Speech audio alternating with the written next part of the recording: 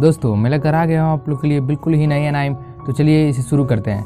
Episode 1 की शुरुआत में हमें एक नरेटिंग वॉइस बताती है कि बहुत से कल्टिवेटर्स ने 9 हेवन स्वॉर्ड को पाने के लिए एक दूसरे को मार डाला है। जिसके बाद हमारा सीन प्रेजेंट में आता है, जहां हम अपने मेन कैरेक्टर चू यांग को देखते हैं, जो कि 9 हेवन रियाल्म के बीचों बीच एक रियाल्म पर एक जगह जिसका नाम विंड एंड क्लाउड आइलैंड होता है, वहाँ पर वो होता है, जहाँ बहुत से कल्टिवेटर्स भी चू यांग से वो 9 हेवन स्वॉर्ड लेने के लिए आए होते हैं।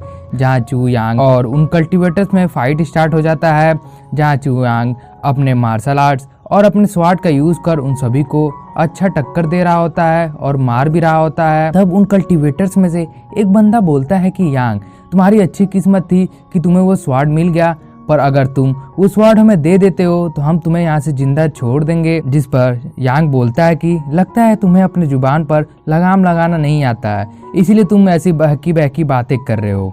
जिसके बाद चू यांग उस बंदे को भी सिर्फ अपने एक अटैक से मार डालता है, जिसे देखकर एक बंदा बोलता है कि यांग बहुत पावरफुल है, तो हमें अकेले नहीं बल्कि एक साथ मिलकर उस पर अटैक करना चाहिए। जिसके बाद 9 हेवन स्वॉर्ड का क्या करना है वो हम तब देख लेंगे। जिसके बाद वो सभी चू यांग पर अटैक कर देते हैं, तो यांग अपने स्वॉर्ड के पावर को एक्टिवेट कर उन सब पर अटैक कर देता है। तभी एक बंदा एरो से यांग पर अटैक कर देता है। यांग तो उस एरो को डॉज कर लेता है, पर उस एरो की वजह से उसका लॉकेट टूट जाता है, जो कि उसकी गर्लफ्रेंड का होता है, जिसे देखकर वो अपने गर्लफ्रेंड के बारे में सोचने लगता है। जिसके बाद हमें यांग का पास्ट दिखाया जाता है, जहां वो अपने स्वॉर्ड की प्रैक्टिस कर रहा होता है। तो वहां पर तभी उसकी जीएफ जूवी आ जाती है, जिसे देखकर यांग उससे कहता है कि जब तक मैं इस स्वॉर्ड को कल्टिवेट कर रहा हूँ तुम मुझसे थोड़ा दूर रहो, क्योंकि मुझे डर है कि मेरे कल्टिवेशन की वजह से तुम्हें चोट लग सकता है, तो जिसकी वजह से मुझे अच्छा नहीं लगेगा। और जब से मैं इस स्वॉर्ड के पावर को कल्टिवेट कर रहा हूँ तब से मेरी सारी इमोशंस खत्म हो रही हैं, और मुझे तो ऐसा भी लग रहा है कि मेरे पास एक भी इमोशन नहीं बचा हुआ है, और मुझे खुद समझ में नहीं आ रहा है कि मैं क्या करूं। पर इसके बावजूद भी मैं इस स्वॉर्ड को पूरी तरह से कल्टिवेट जरूर करूंगा। और यांग की ऐसी बातों को सुनकर जूवी उदास हो जाती है, क्योंकि उसे स्वॉर्ड को कल्टिवेट करने की वजह से यांग की सारी इमोशंस खत्म हो चुकी थी। पर इसके बावजूद भी जूवी कहती है कि वो यांग का साथ नहीं छोड़ेगी, क्योंकि वो यांग को पसंद करती थी। तब जूवी यही सब सोचकर अपने घर की तरफ जाने लगती है, पर कुछ बदमाश आकर जूवी को घेर लेते हैं और उसे मार डालते हैं। और जब इसके बारे में यांग को पता चलता है तो वो भी दौड़ते हुए जूवी के पास आ जाता है और उसे अपने गोद में उठा लेता है, और बहुत उदास भी हो जाता है और अपने मन में सोचने लगता है, ना जाने इस स्वॉर्ड ने मेरे साथ क्या कर दिया कि मेरे सारे इमोशंस खत्म हो गए, जिसकी वजह से मेरे और जूवी के बीच दूरी आ गई, और आज इसके इस हालत का जिम्मेदार भी मैं ही हूँ। तब जूवी मरने से पहले कहती है कि अगर इस जन्म में हम साथ नहीं रह पाए तो क्या हुआ, मैं अगले जन्म में भी तुम्हारे साथ रहना पसंद करूंगी। ये कहकर जूवी अपने आखिरी निशानी के तौर पर वो लॉकेट यांग को दे देती है, जिसके बाद वो अपना दम तोड़ देती है। और ये देखकर यांग तो बहुत ज्यादा ही दुखी हो जाता है, और यांग सोचने लगता है कि मेरे साथ ऐसा क्या हो गया, मेरी जिंदगी पूरी तरह से कैसे बदल गई।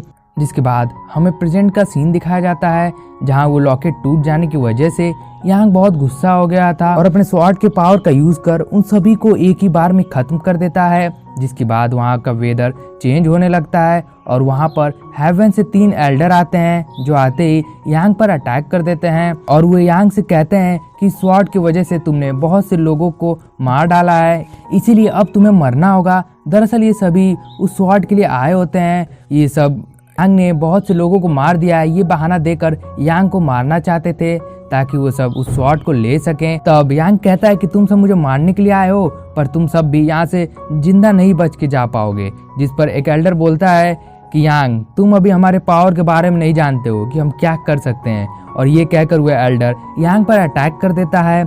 यांग उन सभी के पावर से खुद को अपने स्वॉर्ड की मदद से डिफेंड कर रहा होता है, पर उन एल्डर्स की पावर बहुत ज्यादा होने की वजह से यांग की स्वॉर्ड उसके हाथ से छूट जाती है। जिसके बाद वो सारे एल्डर्स उस स्वॉर्ड को लेने के लिए जाने लगते हैं। तभी वहां पर एक बंदा आ जाता है, जिसे वो एल्डर्स ग्रीट करते हैं, और उसका नाम मो तियानजी होता है, जो कि यांग का बहुत अच्छा दोस्त होता है, और उसी ने एल्डर्स को भेजा था यहाँ पर यांग को मारने के लिए। और इस बात का जब यांग को पता चलता है तो उसे इस बात पर भरोसा ही नहीं हो रहा था, क्योंकि मो तियानजी यांग का बहुत अच्छा दोस्त था। जो कि सिर्फ एक स्वॉर्ड की वजह से बदल गया है। तो यांग जी कहता है कि यांग तुम उस स्वॉर्ड को मुझे दे दो क्योंकि तुम उस स्वॉर्ड के काबिल नहीं हो। ये सुनकर यांग फिर से अपने स्वॉर्ड को अपने हाथ में ले लेता है फाइट करने के लिए, पर वे एल्डर्स फिर से यांग पर अटैक कर देते हैं, जिस वजह से वो स्वॉर्ड कई टुकड़ों में बढ़ जाता है। तब यांग उन सब से कहता है कि अगर ये स्वॉर्ड मेरी नहीं हो सकती तो क्या हुआ, मैं इसे किसी और की भी नहीं होने दूंगा। ये कहकर यांग उस स्वॉर्ड को लेकर किसी फॉरबिडन टेक्निक की मदद से खुद का सैक्रिफाइस देने लगता है, जिसे देखकर वो सभी एल्डर्स उसे रोकने की बहुत कोशिश करते हैं ताकि वो स्वॉर्ड को बचा सके, पर वो कुछ नहीं कर पाते। और यांग को भी जूवी की याद आने लगती है और वो सोचता है कि जूवी मैं तुम्हारे पास जल्द ही आ रहा हूँ। और यही सब सोचकर यांग उस स्वॉर्ड को अपने अंदर घुसा लेता है और वहाँ पर एक बड़ा सा ब्लास्ट होता है, जिसके बाद हमारा सीन शिफ्ट होता है और हम यांग को देखते हैं जहाँ वो अपने भाई के साथ स्वॉर्ड प्रैक्टिस कर रहा होता है, जहाँ यांग पर कोई पीछे से लकड़ी से मार देता है, जिसकी वजह से यांग नीचे गिर जाता है, जिसकी वजह से उसका भाई को लगता है कि उसने यांग को हरा दिया है और वो बहुत खुश होने लगता है और उसके भाई का नाम टैन होता है। तब हम यांग को देखते हैं जो कि एक जगह पर बैठकर सोच रहा होता है कि मैं अचानक से यहाँ पर कैसे आ गया। तभी उसका भाई वहाँ पर आकर यांग से कहता है कि तुम तो मुझसे कभी भी नहीं हारे हो, फिर आज तुम मुझसे कैसे हार गए, कहीं ऐसा तो नहीं कि मैं बहुत पावरफुल हो गया हूँ। तब यांग उसे खुद से दूर कर देता है और खुद को पानी में देखकर कहता है कि मैं फिर से समय में पीछे आ गया हूँ और अब मैं 16 साल का हो गया हूँ और मेरा भाई भी जिंदा है, इसका मतलब जूवी भी जिंदा होगी। तब यांग सोचता है कि ये जरूर उस स्वॉर्ड की वजह से हुआ है, जिसकी वजह से मैं दोबारा समय में पीछे आ गया हूँ। अब मेरे पास मौका है कि मैं अपने चाहने वालों को बचा सकूं और उन सब से बदला ले सकूं जिन्होंने मुझे लास्ट समय पर धोखा दिया था। तब जैसे यांग अपने डैंटिन पर हाथ रखता है तो वो अपने माइंड आई में चला जाता है, जहाँ वो स्वॉर्ड भी मौजूद होता है। पर तभी वहाँ पर जीजू गार्डन का डिसाइपल सीक इंसान आते हुए कहता है कि तुम दोनों ट्रैश यहाँ पर क्या कर रहे हो, जिसे देखकर यांग बहुत गुस्सा हो जाता है और कहता है कि ये यहाँ पर क्या कर रहा है। और यांग के ये कहते ही हमारा एपिसोड यहीं पर खत्म हो जाता है। दोस्तों अगर आपको वीडियो अच्छी लगी हो तो प्लीज वीडियो को लाइक और चैनल को सब्सक्राइब कर दीजिएगा। तब तक के लिए मिलते हैं नेक्स्ट एपिसोड में, तब तक के लिए सायोनारा।